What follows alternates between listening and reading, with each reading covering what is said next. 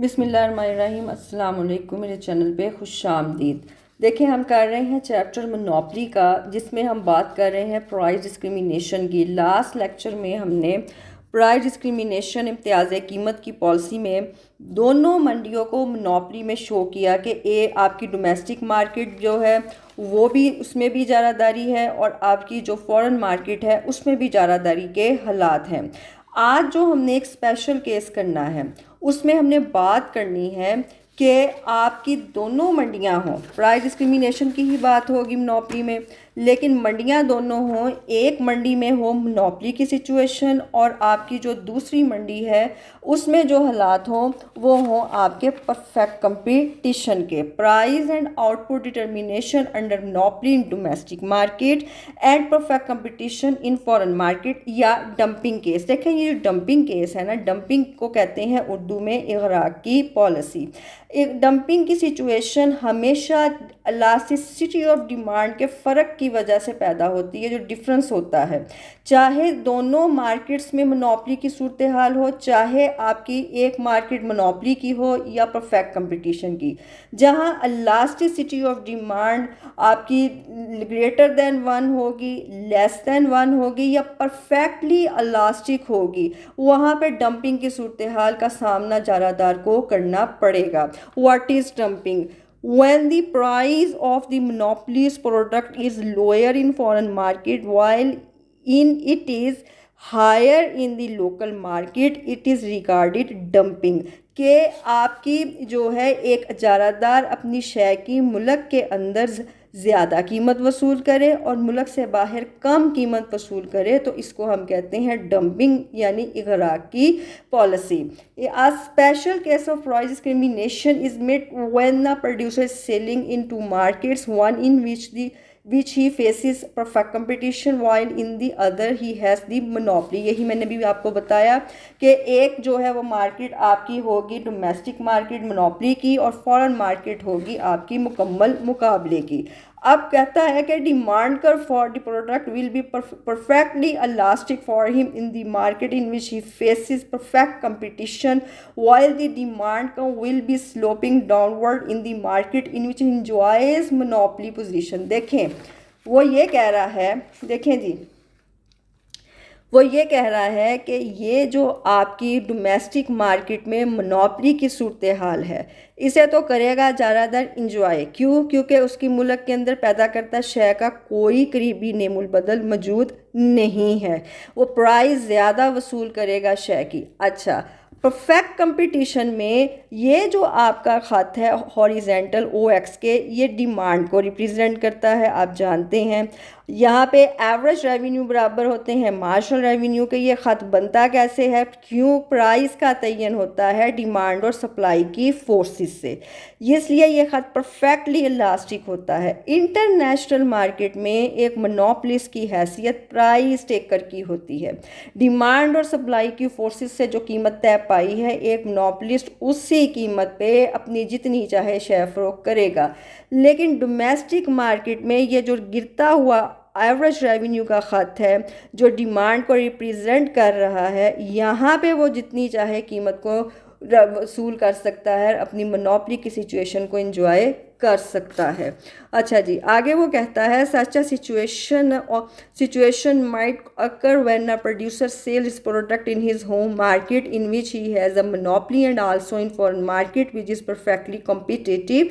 Therefore we define dumping act as under when a producer charges a lower price in the foreign market than in the home market, he is at to be dumping in the foreign market। देखें, वो कहता है कि जब एक producer जो है शय पैदा करने वाला कम कीमत ले इंटरनेशनल बैरूनी मंडी से चार्ज करे बनिस्बत मुल्की मंडी के, तो उसे फॉरेन मार्केट में डंपिंग इग़राक़ का सामना करना पड़ता है। ये वाली शक्ल है जो अब हमने बनानी है। इन्होंने ये दो नहीं बनाई, ये मैंने आपकी आसानी के लिए बनाई है, आप पेपर में ज़रूर बनाइएगा।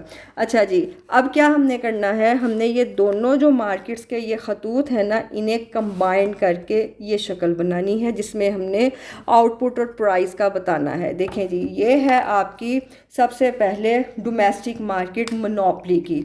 ये आपका जो लेफ़्ट टू राइट गिरता हुआ डाउनवर्ड ख़त है डोमेस्टिक मार्केट में, ये एवरेज रेवेन्यू को शो करता है। उसके नीचे है मार्जिनल रेवेन्यू। यहाँ मैं साइन लिखूँगी डी। डी जो है यहाँ पे डिमांड को रिप्रेजेंट नहीं करेगा। हम जानते हैं एवरेज रेवेन्यू का ख़त आपका हमेशा फर्म बिहेवियर में, चाहे परफेक्ट कंपटीशन हो चाहे मोनोपली हो, ये आपकी डिमांड को और प्राइस को रिप्रेजेंट करता है। डी यहाँ शो करेगा डोमेस्टिक मार्केट को। आप चाहें डी लिख लें, अगर डी नहीं लिखना तो आप एच लिख दें। एच होम मार्केट को शो करेगा। ठीक है, ये साइन आपने साथ ज़रूर लिखना है क्योंकि दो मंडियाँ हैं, ए मंडी में इस साइन से शो करनी है। अब आपकी दूसरी जो मार्केट है वो है आपकी मार्केट में मुकम्मल मुकाबले के परफेक्ट कंपटीशन के हालात। ख़त आपका हॉरिजेंटल है, ये किसको शो कर रहा है? मार्जिनल रेवेन्यू बराबर है एवरेज रेवेन्यू के। इसके साथ मैं लिखूँगी एफ़, दोनों के साथ। ठीक है, एफ शो करता है marginal revenue in foreign market and average revenue in foreign market. D यहाँ पे क्या शो करता है डोमेस्टिक मार्केट में? Average revenue in domestic market and marginal revenue in domestic market. अब ये जो दोनों शक्लें हैं ना, इन्हें करें आप कंबाइंड। इधर सबसे पहले तो आप शक्ल नंबर ए बनाएं। आपकी पहली जो शक्ल है ये लें, ये ख़त आपने बनाए। ठीक है जी, ये ख़त आपका बना average revenue in domestic market and marginal revenue in domestic market. ठीक है जी, ये हो गया। अब ये दूसरी शक्ल बना दें, ये ले, ये ख़त सीधा हॉरिजेंटल बनेगा ओ एक्स के, ये ले। ठीक है, इसको मैं ना नाम को नीचे को लिख रही हूँ ताकि मुझे बाकी नाम लिखने में थोड़ी आसानी रहे।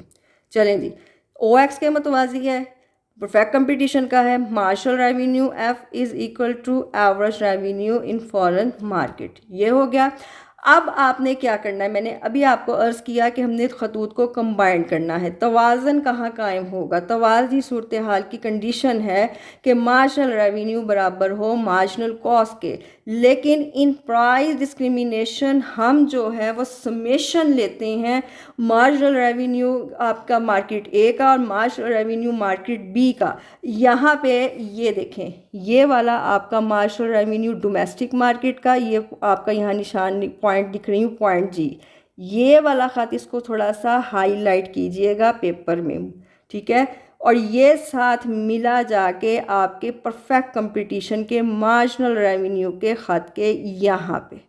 ठीक है जी, यहाँ पे निशान लगाना है। ये आपका बना पॉइंट डी। ठीक है, अब ये जो दो नकात को उसने यहाँ से काट के गुजरा है, मिला है, जाके काटा नहीं बल्कि मिला है, ये नकात है आपका पॉइंट एफ और ये पॉइंट है आपका ए।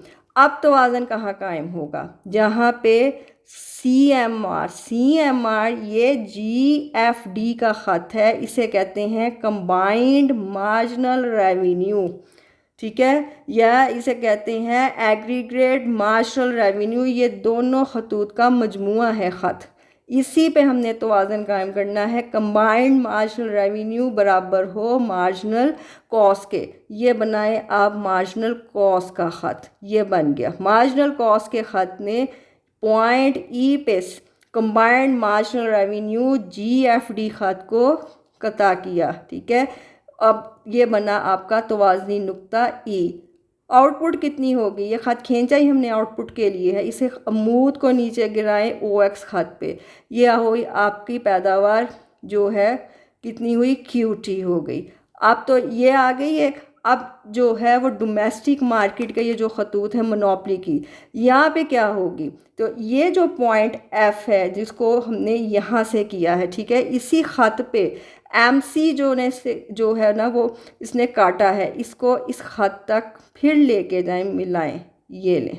ठीक है, यहाँ से मूद गिराएं पॉइंट एफ से ओ एक्स ख़त पे, तो ये आपकी पैदावार होगी डोमेस्टिक मार्केट में क्यू एम। प्राइस का तयन क्या होगा? ये जो ख़त पूरा आपका मिल गया ओ आई के साथ, ये तो शो करता है परफेक्ट कंपटीशन को। यहाँ पे तो हुई प्राइस ओ पी।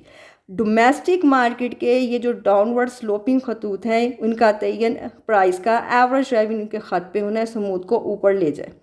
ये जाके किस नुक्ते पे मिला? ये मिला जी पॉइंट आपका बी पे, ये पॉइंट बी बना, इसे मिलाएं ओ वाई ख़त पे, ये हुआ OP1। ये जो आपका शेडेड एरिया बना है ये क्या शो करता है, ये शेडेड एरिया P1, B और F आपके मोनोपोलीज के टोटल जो है प्रॉफिट को शो कर रहा है। ठीक है, अब जो सबसे आखिर में अहम तरीन बात है वो ये है कि ये आपकी आउटपुट मार्केट ए में यहाँ डिवाइड की। ठीक है, टोटल आउटपुट दोनों मार्केट्स में किस कीमत पे शेयर फरोख्त होगी, ये आप देखें डोमेस्टिक मार्केट के खतूत हैं, कीमत OP1 पे एक मोनोपोलिस्ट मुल्क के अंदर OQM मिकदार को फ़रोख्त करेगा, ये वाली इतना हिस्सा, इसे कहेंगे आप डोमेस्टिक मार्केट।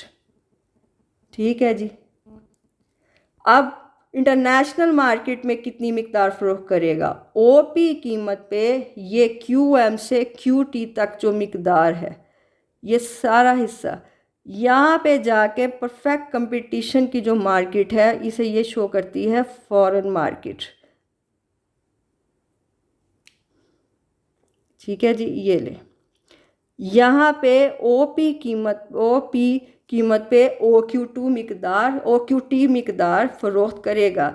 क्या शो हुआ, शो ये हुआ, ज़ाहिर ये हुआ कि मुल्क के अंदर एक मोनोपोलिस्ट शेयर की OP1 कीमत ज़्यादा लेता है और इंटरनेशनल मार्केट में जहाँ परफेक्ट कंपटीशन है वहाँ कीमत OP कम वसूल ले रखता है, जिसकी वजह से मुल्की मंडी में शेयर की ज़्यादा कीमत पे कम मिकदार और इंटरनेशनल मार्केट में कम कीमत पर शेयर की ज़्यादा मिकदार जो है वो फ़रोख्त करता है।